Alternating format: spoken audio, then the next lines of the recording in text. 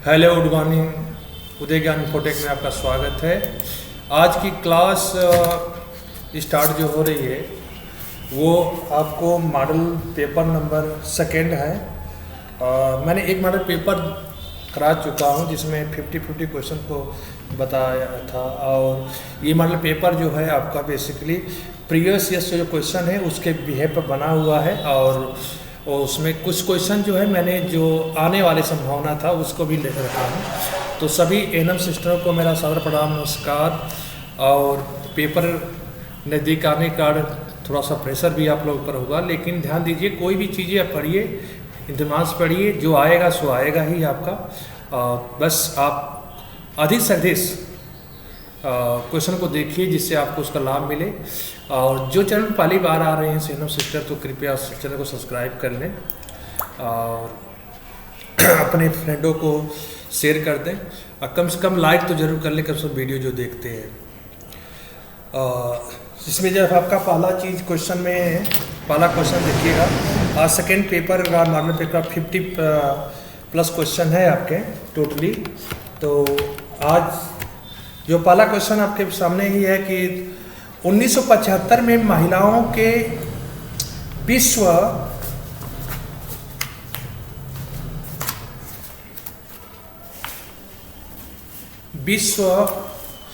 सम्मेलन में किस कथन को महिलाओं का अधिकार घोषित किया गया था। तो ये इम्पोर्टेंट क्वेश्चन है पेपर की दृष्टि से, और कई बार चूँकि पूछा जा चुका है इसलिए मैं बता रहा हूँ कि ये क्वेश्चन जो मैंने फैच किया था वो बिहार की एनएम जो पेपर हुआ था उसके थ्रू से क्वेश्चन लाया हूँ। तो हो सकता है संभावना कि आपके यूपी में भी आपका क्वेश्चन आए, यूपी एनएम के जो पेपर आने वाले उसमें भी आने का संभावना है, इसलिए मैंने इस क्वेश्चन को रखा हूँ। तो कह रहा है कि 1975 में महिलाओं के विश्व सम्मेलन में से किस कथन को महिलाओं का अधिकार घोषित किया गया था।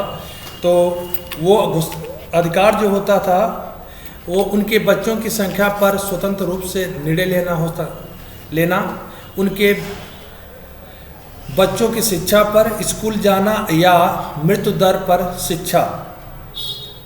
तो उनका जो घोषित किया गया था, अधिकार घोषित किया गया था, वो उसमें जो अपने थे कि अपने बच्चों की संख्या पर स्वतंत्र रूप से निर्णय ले सकती थी कि हमारे बच्चे 1 होंगे कि 2 होंगे कि 3 होंगे। इस पर विश्व सम्मेलन में महिलाओं को एक अधिकार घोषित किया गया था, जो कि अब तो जो हमारी स्लोगन है कि हम दो हमारे दो के केस में चल रहा है, लेकिन 1975 में महिलाओं को विश्व सम्मेलन में ये कथन दिया गया था अधिकार का कि आप अपने बच्चों की संख्या स्वतंत्र रूप से आप निर्णय ले सकती हैं। तो ऑप्शन नंबर आपका क्या आएगा, फर्स्ट ऑप्शन करेक्ट आंसर है, यानी कि ए करेक्ट आंसर है। सेकेंड है कि परिवार नियोजन शब्द से संबंध में कौन सा कथन असत्य है। जो परिवार नियोजन के संबंध में कौन सा कथन इसमें है जो असत्य है। तो पहला है कि गर्भ निरोधक के विभिन्न तरीकों का उपयोग करना, यह जनसंख्या को बनाए रखने के लिए, यह 2 बच्चों के बीच अंतर के लिए, यह सिर्फ जन्म दर में वृद्धि के लिए होता है। तो परिवार नियोजन जो होती है ये कथन जो है असत्य है, क्योंकि सिर्फ जन्म दर में वृद्धि नहीं, परिवार नियोजन से जन्म दर में वृद्धि नहीं होती है, कमी होती है। इसलिए ये कथन आपका प्रॉपर क्या है, गलत है, अर्थात यही सही, यानी कि आपका DE करेक्ट आपका आंसर है। नेक्स्ट क्वेश्चन देखिएगा, परिवार छोटा परिवार मापदंड यानी स्मॉल फैमिली नॉर्म जो होता है, परिवार कल्याण कार्यक्रम के उद्देश्य था जिसका प्रतीक सिंबल क्या था। एक वृत्त जिसके नीचे एक छोटा सा क्रॉस था, या रेड क्रॉस था, उल्टा लाल त्रिकोण था, या गुलाबी रिबन थी। तो एक छोटा परिवार का जो सिंबल था, उद्देश्य का जो सिंबल था वो उसका उल्टा लाल त्रिकोण था। उल्टा जो है लाल त्रिकोण था, मतलब ये ऐसे था आपका, इस तरह से सिंबल था। इसका मतलब है कि ये छोटा परिवार है। क्या मतलब है, छोटा परिवार है। तो आपका सी क्या है, राइट आंसर है। नेक्स्ट, जनसंख्या में हुई इम्यूनिटी प्राप्त करने से कौन सी बीमारी समाप्त हो गई। जनसंख्या में हर्ड इम्यूनिटी प्राप्त करने से कौन सी बीमारी समाप्त हो गई, इस चीज़ को बताना है। तो तपेदिक, जिसे टीबी भी बोलते हैं शॉर्ट फॉर्म में, दस्त, पोलियो या डेंगू। तो जनसंख्या में हर्ड इम्यूनिटी अगर प्राप्त करने से आपका पोलियो नामक बीमारी क्या हो गई, खत्म हो गई। पोलियो नामक बीमारी क्या हो गई, समाप्त हो गई, यानी कि सी राइट आंसर इसका है। नेक्स्ट, भारत सरकार द्वारा पहली राष्ट्रीय जनसंख्या नीति कब बनाई गई थी? देखिएगा, ये पेपर की दृष्टि से बहुत इंपॉर्टेंट क्वेश्चन है आपका कि भारत सरकार द्वारा पहली राष्ट्रीय जनसंख्या नीति कब बनाई गई थी? तो इसमें ऑप्शन है आपका 1976, 1966, 1956 या 1946। तो इसका जो राइट आंसर है आपका 1976। जिनको आपको पता है वो आप कमेंट कर सकते हैं, लेकिन इसका राइट आंसर क्या है, 1976 इस करेक्ट आंसर है। नेक्स्ट क्वेश्चन इसका, अंतर पीढ़ीगत गतिशीलता का क्या उदाहरण है? अंतर जो पीढ़ीगत होता है गतिशीलता का क्या उदाहरण है? एक मुख्यमंत्री प्रधानमंत्री बन जाता है, या एक कॉलेज में लेक्चरर यानी ख्याता जो होता है प्रोफेसर बन जाता है, एक आईएएस जो निचले स्तर पर पदोन्नत हो रहा है, या बस कंडक्टर का बेटा आईएएस बन जाता है। तो उसमें क्या होता है कि इम्पोर्टेंट जो इसका राइट आंसर है कि अंतर पीढ़ीगत गतिशीलता का उदाहरण ये होता है कि उसमें एक प्रधानमंत्री का मुख्यमंत्री लड़का प्रधानमंत्री बन जाता है, ये गलत चीज़ है। अगर अंतर है तो पॉसिबल नहीं है इसमें वो बनना, या एक कॉलेज में लेक्चरर प्रोफेसर बन जाते हैं, ये भी पॉसिबल नहीं है। एक आईएएस जो निचले स्तर पर पदोन्नत हो जाता है, नहीं, गलत चीज़ है। एक बस कंडक्टर का बेटा भी आईएएस अधिकारी बन सकता है अगर अंतर पीढ़ीगत गतिशीलता का में कोई चीज़ें चलती हैं, तो उसमें एक बस कंडक्टर का बेटा भी आईएएस बन जाता है। तो ये राइट आंसर आपका क्या है, डी करेक्ट आंसर है। नेक्स्ट है, किशोरों का एक समूह स्कूल में अन्य बच्चों को धमकाता है। अगर एक किशोरों का एक समूह है जो स्कूल में अन्य बच्चों को धमकाता है, तो इसका मतलब क्या है कि अंतर पीढ़ीगत समानता, अंतर पीढ़ीगत संघर्ष, अंतर पीढ़ीगत समानता या अंतर पीढ़ीगत संघर्ष। तो इसका जो राइट आंसर है अंतः पीढ़ीगत संघर्ष होता है, अंतः पीढ़ीगत संघर्ष होता है। अगर किशोरों का एक समूह जो है बच्चों में अन्य बच्चों का अगर धमकाता है, तो इसका मतलब क्या है, उसका अंतः पीढ़ीगत संघर्ष है को कहा जाता है। नेक्स्ट क्वेश्चन, आप एक ऐसे जोड़े से मिलते हैं जिनकी हाल में ही शादी हुई है, जिसमें महिला की उम्र 22 वर्ष है, तो आप उनके लिए कौन सा शब्द संदर्भित करेंगे? मैरिड कपल, विवाहित जोड़ा, या कपल प्रोटेक्शन, युगल सुरक्षा, या एलिजिबल कपल, योग्य जोड़ा, और टारगेट कपल यानी लक्षित जोड़ा। यानी कि अगर आप एक ऐसे जोड़े से मिलते हैं जिनकी शादी हाल में ही हुई है, जिससे महिला की उम्र 22 वर्ष है, तो आप उसके लिए कौन सा शब्द करेंगे? एलिजिबल कपल यानी कि योग्य जोड़ा। तो सी जो आपका राइट आंसर है, ऐसा शब्द करना, सी राइट आंसर है। योग्य जोड़ा बोला जाता है उस केस में जिसमें महिला की उम्र क्या है, 22 वर्ष। नेक्स्ट क्वेश्चन, भोजन से पोषक तत्वों को बेहतर अवशोषण के लिए आपको भोजन के साथ या बाद में कौन सा पेय नहीं लेना चाहिए? अचार, नींबू का रस, चाय या पानी। तो अगर आपके भोजन को बेहतर अवशोषण कराना चाहते हैं, तो आपको भोजन के साथ या बाद में कौन सा पेय नहीं लेना चाहिए? तो ध्यान दीजिएगा, उसमें होता है चाय। आप अचार खाएंगे अवशोषण सही रहेगा, नींबू का रस अवशोषण, पानी पिएंगे ठीक रहेगा, लेकिन कभी भी आपको चाय नहीं लेना चाहिए भोजन के साथ या भोजन के बाद, क्योंकि उसका अवशोषण बेहतर ढंग से नहीं होता है। तो इसका राइट आंसर क्या है? सी इज करेक्ट आंसर। बच्चों में हड्डियों को बेहतर विकास के लिए कैल्शियम के अच्छे अवशोषण के लिए कौन सी विटामिन आवश्यक है? Vitamin D, vitamin B, vitamin C, vitamin A. तो ध्यान दीजिएगा, हमेशा ध्यान दीजिए, विटामिन डी होती है अवशोषण के लिए, विटामिन डी होती है। ये तो आपको थ्योरेटिकल पढ़े होंगे। तो राइट आंसर इसका क्या है? ए सही है। कौन सा फूड फोर्टिफिकेशन यानी खाद्य प्रबलीकरण चल रहा है जो स्थानीय गोआइटर की समस्या से निपटने के लिए प्रभावी है? विटामिन ए युक्त वनस्पति घी, आयोडीन या आयरन के साथ नमक का फोर्टिफिकेशन, नमक का आयोडीनीकरण, या पानी का फ्लोराइडेशन। तो इसका जो राइट आंसर है नमक का आयोडीनेशन, नमक का आयोडीकरण होता है। जो राइट आंसर से क्या, स्थानीय गोटी की समस्या निपटाने के लिए प्रभावी होता है, नमक का आयोडीकरण हो रहा है। तो right C is right answer इसका। शरीर में आयरन को अवशोषण को बढ़ाने के लिए आप लोगों को कौन सी विटामिन लेने की सलाह देंगे? अगर शरीर में आयरन के अवशोषण अगर बढ़ाना चाहते हैं तो लोगों को आप कौन सी विटामिन लेने की सलाह देंगे? विटामिन के, विटामिन ई, विटामिन डी या विटामिन सी? तो ध्यान दीजिएगा, शरीर में अगर आयरन का अवशोषण को बढ़ाना है तो उस समय आपको सबसे बेटर जो होती है विटामिन सी होती है, अर्थात राइट आंसर क्या है, डी इज करेक्ट आंसर। 5 वर्ष के बच्चों को विटामिन ए की कुल कितनी खुराक देनी चाहिए? अगर 5 वर्ष की बच्चे हैं तो उसमें विटामिन ए की जो खुराक पिलाई जाती है वो कितनी खुराक देनी चाहिए? 9, 7, 8, 6? तो ध्यान दीजिएगा, 5 वर्ष के बच्चों के लिए आपके विटामिन की जो खुराक होती है बेसिकली उसको देनी चाहिए आपको बेसिकली 9 खुराक। कितनी खुराक? 9 खुराक आपको कम से कम 5 वर्ष के बच्चों में विटामिन ए की कुल कितनी खुराक होती है? 5 वर्ष तक का 9 खुराक दी जाती है विटामिन ए की। तो राइट आंसर क्या है आपका? ए। तो जो पुरानी एनएम सिस्टर हैं कृपया वो सब जानती होंगी, क्योंकि जो एनएम पद पर हैं तो वो टीकाकरण करती हैं तो पिलाती हैं तो उनको पता है। लेकिन जो अभी नए स्टार्टअप हैं, पढ़ रहे हैं, उनको शायद थियोरेटिकल जानकारी होगी या नहीं होगी, तो जान लें कि उसमें 9 खुराक दी जाती है 5 वर्ष तक के बच्चों को। टोटल खुराकों की संख्या विटामिन ए की क्या होती है? 9 होती है। तो राइट आंसर आपका क्या होगा? ए करेक्ट है। जो चैनल पर चली पहली बार एनएम सिस्टर आ रही हैं या कोई भी आ रहा है तो कृपया चैनल को सब्सक्राइब करें अगर उनको अच्छा लगता है तो, नहीं तो आप ऐसे वीडियो देखते रहिए, कोई दिक्कत नहीं है। एक बार अगर प्रेजेंट है तो लाइक ज़रूर कर दिया करें, उससे हमको एक एनर्जी मिलती है जिससे आपको अधिक से अधिक क्वेश्चन देने का प्रयास करते हैं। हमेशा 50+ मैं क्वेश्चन बनाया हूँ, और जो चैनल पर पहली बार हैं अगर उनको चाहते हैं कि इनके पूरा प्रॉपरली नॉलेज हो तो मेरी प्लेलिस्ट में जाइए और उसमें प्रॉपर पूरे एक पूरा डिस्कशन के साथ, पूरी थ्योरी के साथ क्वेश्चन आपको मिलेंगे और प्रॉपर आपको नॉलेज होगा।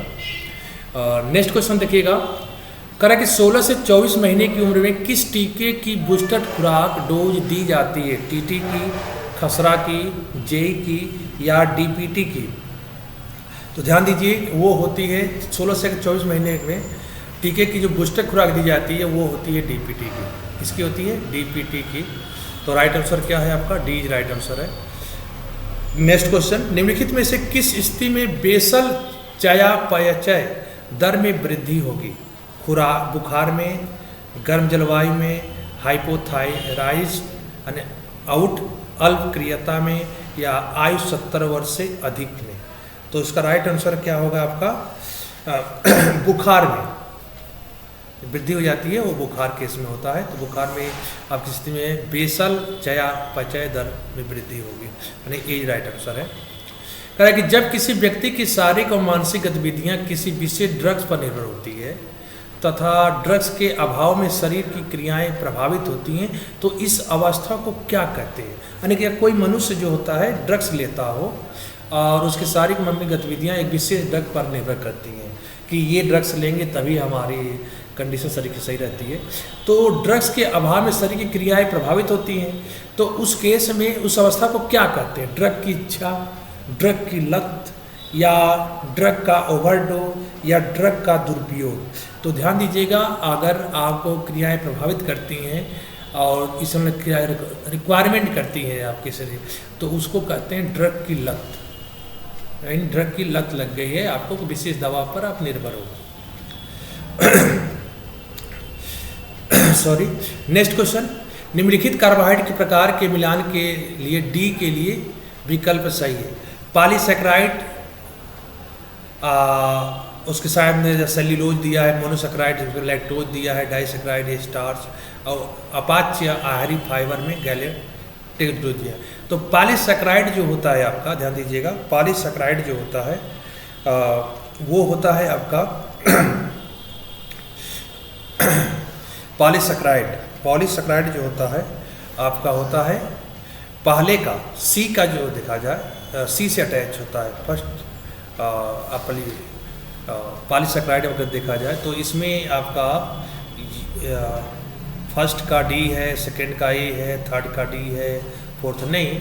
इसमें पॉलीसैकेराइड जो होता है आपका स्टार्च से मतलब होता है, मोनोसैकेराइड जो होता है आपको गैलेक्टोज से होता है, यानी कि इसका संबंध जो है इससे है, और इसका संबंध जो है आपका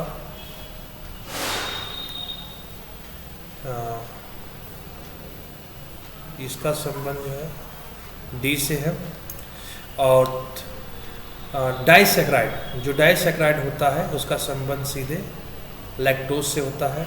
और एक ही बचा है आपका है जो अपाज फार्वेट है, उसका संबंध ए से है। तो उसका राइट आंसर क्या है? सी करेक्ट आंसर है। ये एक तरह से मिलान है टाइप का है, तो इसमें राइट आंसर क्या है? C correct answer. Next question, सामाजिक परिवर्तन शब्द किसका वर्णन करता है? सामाजिक परिवर्तन जो होता है किसका वर्णन करता है? तो आप सामाजिक समूह को, मनोबल भिन्नता को, सामाजिक समूह के भिन्नता को, सामाजिक प्रभाव या विश्वास में भिन्नता, या सामाजिक संपर्क प्रक्रिया और संगठन में भिन्नता। तो सामाजिक परिवर्तन जो होता है, समाज में अगर परिवर्तन हो रहा है तो उसका एक ही कार्य है कि सामाजिक संपर्क प्रक्रिया और संगठन में भिन्नता को दिखाता है। सामाजिक संपर्क प्रक्रिया और संगठन में भिन्नता को दिखाता है, जो सामाजिक परिवर्तन शब्द का वर्णन करता है। तो राइट आंसर क्या होगा इसका? D is correct answer. Kingsley Davis के अनुसार सामाजिक परिवर्तन क्या है? सांस्कृतिक मान्यताओं में परिवर्तन, सामाजिक संपर्क में परिवर्तन, सामाजिक रिश्तों में परिवर्तन, या सामाजिक संगठन में परिवर्तन। तो किंगस्ले डेविस के अनुसार जो होता है सामाजिक संगठन में परिवर्तन होता है, सामाजिक संगठन में परिवर्तन होता है, यानी कि आपका डी ये राइट आंसर है। नेक्स्ट, महिलाओं के किस अधिकार ने सामाजिक परिवर्तन की श्रृंखला को दी? महिलाओं के किस अधिकार ने सामाजिक परिवर्तन की श्रृंखला को दी? भौगोलिक संबंध, लोकतंत्र, टाउनशिप, घर और परिवार का रिश्ता। तो ध्यान दीजिएगा, जब महिलाएं हैं परिवार के सामाजिक परिवर्तनों की श्रृंखला को जब दी तो वो घर और परिवार का रिश्ता था। घर और परिवार का रिश्तों में अधिकार को समाज परिवर्तन की श्रृंखला में दी गई महिलाओं को। तो ये राइट आंसर क्या होगा? D is correct answer. किस समाज शास्त्री के अनुसार प्राथमिक समूह में आमने सामने फेस टू फेस जिस करते हैं का संपर्क अवश्य होना चाहिए? यंग में, कूले में, रियूटर में, या डिंगिस में? तो इसका जो राइट आंसर है कूले में। कूले में राइट आंसर है, कूले समाजशास्त्री के अनुसार। ये मतलब एक तरह समाजशास्त्री राइटर है। नेक्स्ट क्वेश्चन, कौन सा हेम आयरन का स्रोत नहीं है? कौन सा हेम आयरन का स्रोत नहीं है? मछली, मांस, मुर्गी, हरी पत्तेदार सब्जियां। तो हेम आयरन जो होता है ध्यान दीजिएगा उसमें हरी सब्जी में नहीं पाया जाता है, मुर्गी में पाया जाता है, मांस मछली में पाया जाता है, लेकिन इसमें नहीं पाया जाता। तो नहीं है, तो डी इज राइट आंसर।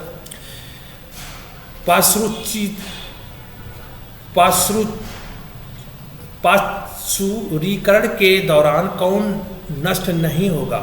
जीवाणु, जय, बीजाणु, ट्यूबरकुलस, बैलिसस, क्यू बुखार वाले जीव जैसे क्यू फीवर ऑर्गेनिज्म जो होता है, या बैक्टीरिया। तो राइट इसका जो आंसर है इसका राइट आंसर जो है ट्यूबरकुलस बैलिसियस होते हैं, बैलिसस होते हैं। तो आपका राइट आंसर क्या है? आपका बीज राइट आंसर है आपका। नेक्स्ट, निम्नलिखित में विटामिन के लिए कौन से कथन सही है? विटामिन सी की उपस्थिति में आयरन बेहतर अवशोषित होता है।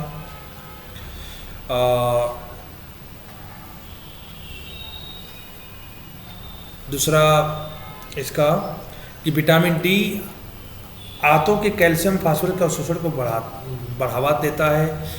विटामिन ई आंत में विटामिन ए की ऑक्सीकरण को रोकता है। विटामिन के रक्तस्राव को बढ़ावा देता है। गलत चीज़ है। तो आपका फोर्थ जो पॉइंट लिखा गया है वो फोर्थ पॉइंट ही आपका गलत है। ये पॉइंट आपका गलत है, तो इसलिए राइट आंसर इसका क्या होगा? सेकेंड। फर्स्ट, सेकेंड, थर्ड कथन सही है और केवल चौथा कथन गलत है, इसलिए बी राइट आंसर। सामाजिक परिवर्तन की प्रकृति क्या है? सामाजिक परिवर्तन की प्रकृति क्या है? कुछ व्यक्तियों में परिवर्तन, समुदाय में परिवर्तन, छोटे समूह में परिवर्तन या व्यक्ति में परिवर्तन। तो ध्यान दीजिएगा, सामाजिक परिवर्तन की प्रकृति की बात करेंगे तो वो समुदाय में परिवर्तन दिखता है। क्या बुलाता है? समुदाय में। तो बीज राइट आंसर इसका है। प्रमाणित खाद्य अपमिश्रण के मामलों में FPA अधिनियम में कितने कारावास का प्रावधान है? ध्यान दीजिएगा, ये इंपॉर्टेंट क्वेश्चन है पेपर दृष्टि से। तो 7 महीने की कैद, 6 महीने की कैद, 5 महीने की कैद या 4 महीने की कैद। तो प्रमाणित खाद्य अपमिश्रण के मामलों में जो प्रमाणित खाद्य है, अगर उसमें कोई चीज़ मिश्रण आप कर देते हैं तो इस मामलों में FPA अधिनियम के अधीन कारावास में जो है आपको 6 महीने की कैद कर सकती है। अगर आप कोई प्रमाणित खाद्य है जो सरकार द्वारा और उसमें कोई मिलावट होती है तो उसमें 6 महीने की कैद की सजा है।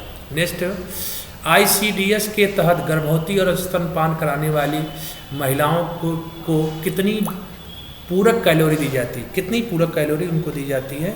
जो गर्भवती महिलाएं हैं या स्तनपान कराने वाली महिलाएं हैं तो उनको पूरक कैलोरी कितनी देनी चाहिए? 800, 700, 600 या 500। तो इसमें होना चाहिए आपको 600 किलो कैलोरी इसको देनी चाहिए, पूरक कैलोरी देनी चाहिए। तो 600 पूरक कैलोरी। नेक्स्ट क्वेश्चन, भोजन को फोर्टिफिकेशन के लिए उपयुक्त बनाते समय क्या ध्यान रखना चाहिए? लोगों के स्वाद के अनुसार पोषक तत्व मिलाना चाहिए, स्वाद में सुधार के लिए भोजन को सुदृढ़ बनाना चाहिए, फोर्टिफिकेशन के दौरान खाद्य और गंध बदल सकते थे या भोजन आहार में प्रयुक्त स्पैटल होना चाहिए। तो इसका जो राइट आंसर है, ध्यान दीजिएगा, भोजन के आहार में प्रमुख स्पैटल होना चाहिए, प्रमुख होना चाहिए, यानी भोजन के आहार में प्रमुख जरूर चीज़ होनी चाहिए। कौन सी विटामिन है, कौन सी कितने ग्राम की है। तो राइट आंसर इसका क्या है? डी इज करेक्ट आंसर है। कराए कि 6 से 72 माह के गंभीर कुपोषित बच्चों के लिए कितनी वित्तीय संशोधित दरें दी जाती हैं? 12.00, 9.00, 11.00 या 8.00। तो इसका जो राइट आंसर है 12.00। यानी 6 से 12 के गंभीर पोषक तत्व के लिए कितनी वित्तीय संसाधित किए जाते हैं? 12.00 की जाती है। महीने के किस दिन मुख्य सेविका को ICDS परियोजना में प्रगति की रिपोर्ट CDPO को देनी होती है? महीने के 25वें दिन, महीने के 15वें दिन, महीने के 5वें दिन या महीने के दूसरे दिन? तो इसमें दी जाती है महीने के 5वें दिन देनी पड़ती है, CDPO को रिपोर्ट देनी पड़ती है। प्रगति की रिपोर्ट जो होती है 5 महीने के अंदर ICD परियोजना में CDPO को देनी पड़ती है, यानी सी राइट आंसर है। विटामिन A अनुपूरण के लिए आंगनबाड़ी कार्यकर्ता द्वारा कौन सा रजिस्टर बनाया जाता है? विटामिन A का अनुपूरण के लिए आंगनबाड़ी कार्यकर्ता द्वारा कौन सा रजिस्टर बनाया जाता है? Vitamin A round register, vitamin A त्रिवार्षिक राउंड रजिस्टर, विटामिन A द्विवार्षिक राउंड रजिस्टर या विटामिन A वार्षिक राउंड रजिस्टर? तो इसका जो राइट आंसर है आपका वो है आपका विटामिन A द्विवार्षिक राउंड रजिस्टर, द्विवार्षिक राउंड रजिस्टर बनानी चाहिए। तो इसका राइट आंसर है आपका ए, सी इज राइट आंसर इसका है। विटामिन A द्विवार्षिक राउंड रजिस्टर बनानी चाहिए। नेक्स्ट, ICDS में ECCE का क्या अर्थ है? ICDS के अंदर जो ECCE का क्या अर्थ है? तो उसका जो अर्थ बता रहा है early child care and employment या early children care and environment या easy child care and education या early childhood care and education. तो इसका जो राइट आंसर है, ध्यान दीजिएगा, early childhood care and education, early childhood care and education. तो इसका राइट आंसर क्या है आपका? डी इज राइट आंसर है, डी इज राइट आंसर है, यानी कि डी इज करेक्ट आंसर है। इन परियोजनाओं के विधियों में सही विकल्प बताइए।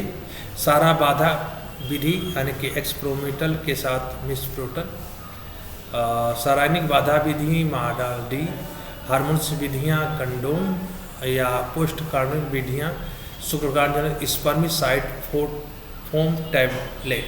तो परिवार में सही विकल्प आपको सेट करना है। तो इसका जो राइट आंसर विकल्प है आपका पहले का सी चाहिए। पहले का सी यानी बाधा विधि होती है, कंडोम होती है। सेकंड का राइट आंसर डी है, अर्थात रासायनिक बाधा विधियाँ जो होती है शुक्राणु नाशक स्पर्मिसाइड फोमटेक। और थर्ड जो है हार्मोन्स विधियाँ जो होती हैं आपका मालाडी। और पोस्ट कॉन्सेप्शनल विधि जो होती है आपका मीसोप्रोस्टोल के साथ मीफेप्रिस्टोन, यानी कि राइट आंसर इसका क्या है आपका बी करेक्ट आंसर है। किशोरियों के लिए राष्ट्रीय पोषण कार्यक्रम के लाभार्थी कौन है? किशोरियों के लिए राष्ट्रीय पोषण कार्यक्रम नेशनल न्यूट्रिशनल प्रोग्राम के लाभार्थी कौन है? अनावर्त से पीड़ित 15 से 19 वर्ष की लड़कियां, 11 से 19 वर्ष की लड़कियां, या 16 से 19 वर्ष की लड़कियां जिनका शरीर का वजन 30 किलोग्राम से कम है, या 11 से 15 वर्ष की लड़कियां जिनका वजन 30 किलोग्राम से कम है। तो किशोरियों के राष्ट्रीय पोषण कार्यक्रम के लाभार्थी वे आते हैं जिनकी एज जो होती है 11 से 15 वर्ष की लड़कियां जिनका वजन क्या है 30 किलोग्राम से क्या होता है कम होता है, तो वो आती हैं इसके अंदर। तो इसका राइट आंसर क्या है डी करेक्ट आंसर 11 से 15 वर्ष के। लैंगिक संबंधों और बच्चों के पालन पोषण के लिए निश्चित प्रावधान के रूप में परिवार की परिभाषा किसने दी? एलियट और मेरिल ने, एम.एफ. निकॉफ, मैकाइवर और पेज ने, या समर और केरल ने? तो इसका जो राइट आंसर है उसने दिया था मैकाइवर और पेज ने दिया था इसको। लैंगिक संबंध या बच्चों के पालन पोषण के लिए निश्चित प्रावधान रूप से परिवार की परिभाषा दिया था मैकाइवर और पेज ने दिया था। सी राइट आंसर। ICDS में प्रयुक्त संक्षिप्त नाम WBNP क्या है? WBNP क्या है? तो wheat beans nutrition project, wheat based nutrition program, wheat beans nutrition program, wheat bag nutrition program. तो ICDS में प्रयुक्त संक्षिप्त नाम WBN क्या होता है? तो उसको कहते हैं wheat based nutrition program, wheat based nutrition program, यानी कि इसका राइट आंसर क्या है आपका सेकेंड इज करेक्ट आंसर है। व्हीट बेस्ड न्यूट्रिशन प्रोग्राम यानी कि WBNP का फुल फॉर्म होता है। ध्यान दीजिएगा, ये परीक्षा के इम्पोर्टेंट क्वेश्चन है, इस पर केयर किया करें। यदि आपको किसी ऐसा परिवार मिले जिसमें रक्त संबंध रखने वाली 3 एकल परिवार एक साथ रहते हैं, तो आप रिकॉर्ड में किस प्रकार का परिवार लिखेंगे? विस्तारित परिवार, नवावस्थित परिवार, संयुक्त परिवार या एकल परिवार? तो उसको ध्यान दीजिएगा, जब आपको ऐसा परिवार जिसमें रक्त संबंध रखने वाले 3 एकल परिवार मिले तो उस चीज़ को हम हमेशा संयुक्त परिवार बोलते हैं। क्या बोलते हैं? संयुक्त परिवार बोलते हैं। हिंदू विवाह अधिनियम में 1976 संशोधन से पहले तलाक के लिए कौन सा कारण वैध नहीं था? यौन रोग, धर्मांतरण, क्रूरता या व्यभिचार? तो इसमें ध्यान दीजिएगा, ये भी इम्पोर्टेंट है आपका क्वेश्चन। क्रूरता जैसा था, वैध नहीं था। हीमोग्लोबिन के किस स्तर पर 5 वर्ष के बच्चों को एनीमिया माना जाता था? हीमोग्लोबिन का अगर स्तर देखा जाए तो उस पर 5 वर्ष के बच्चों को कौन से एनीमिया बच्चों को एनीमिक माना जाता है? 11 mg पर DL, 12 mg पर DL, 13 mg पर DL या 14 mg पर DL? तो इसका राइट आंसर है 11 mg पर DL को हीमोग्लोबिन के स्तर पर एनीमिक माना जाता है, एनीमिक रहता है वो। चिकन पॉक्स छोटी माता का कारक जीव कौन सा है? शैवाल, वायरस, कवक, बैक्टीरिया? तो ध्यान दीजिएगा, चिकन पॉक्स जो छोटी माता जो कहते हैं उसका कारक जीव जो होता है आपका वायरस होता है। क्या होता है? Virus. B right answer. ICMR के अनुसार 2 महीने के शिशु को दूध पिलाने वाली मां के आहार में सामान्य महिला की तुलना में कितनी अतिरिक्त कैलोरी की अवस्था होती है। लगभग 200 किलो कैलोरी, लगभग 100 किलो कैलोरी, लगभग 35 किलो कैलोरी या लगभग 600 किलो कैलोरी। तो उसका राइट आंसर है लगभग 600 किलो कैलोरी, यानी कि आपका डी जे करेक्ट आंसर है आपका। आप किसी रोगी को पैराक्सीस्म के लक्षण जैसे सिर दर्द, उल्टी और ठंड लगने के साथ तेज बुखार देखते हैं तो आप यह मान सकते हैं कि ये लक्षण किस संक्रमण रोग के हैं, खसरा के या कृत्रिम प्रत्याक्रमण या मलेरिया के या हेपेटाइटिस बी के। तो ध्यान दीजिएगा, ये लक्षण जो होते हैं हमेशा मलेरिया के होते हैं। किसके होते हैं? तो सी राइट आंसर इसका। आपदाग्रस्त क्षेत्र में आबादी को भोजन की कमी का सामना करना पड़ रहा है। इस स्थिति में कुपोषण को रोकने के लिए किस प्रकार का पूरक पोषण की तत्काल अवस्था हो सकती है? फास्ट फूड डिलीवरी, खाने के लिए तैयार, रेडी टू ईट आपातकालीन भोजन रास्ता, मल्टीविटामिन्स या ऊर्जा पेय एनर्जी ड्रिंक्स। तो किस टाइप की जरूरत पड़ती है? तो खाने के लिए तैयार यानी रेडी टू ईट आपातकालीन भोजन की राशन की अवस्था पड़ती है, यानी बीज आपका राइट आंसर है। नेक्स्ट, ग्रामीण क्षेत्र में एक गर्भवती महिला पौष्टिक भोजन एक सीमित पहुंच के कारण अपने और अपने बच्चों के लिए उचित पोषण प्राप्त करने के लिए संघर्ष कर रही है। निम्नलिखित में कौन सा हस्तक्षेप इस समस्या को समाधान के लिए पूरक पोषण प्रदान कर सकता है? उसे अस्पताल भोजन, परिवार के सदस्यों को परामर्श देना, प्रसव पूर्व विटामिन की वितरण करना या व्यायाम को बढ़ावा देना। तो इसका जो राइट आंसर है परिवार के सदस्यों को परामर्श देना। परिवार के सदस्यों को परामर्श देना इसका राइट आंसर है। क्वेश्चन कोई टफ नहीं होता है, पूरा आप पढ़ेंगे क्वेश्चन आपको इजी समझ में आएगा। मरासमस कुपोषण का एक रूप है जिसका लक्षण है स्वस्थ वृद्धि और विकास, स्वच्छ ऊर्जा स्तर, अत्यधिक वसा जमा होना, मांसपेशियों और गंभीर क्षय और वजन में कमी होना। तो राइट इसका आंसर है आपका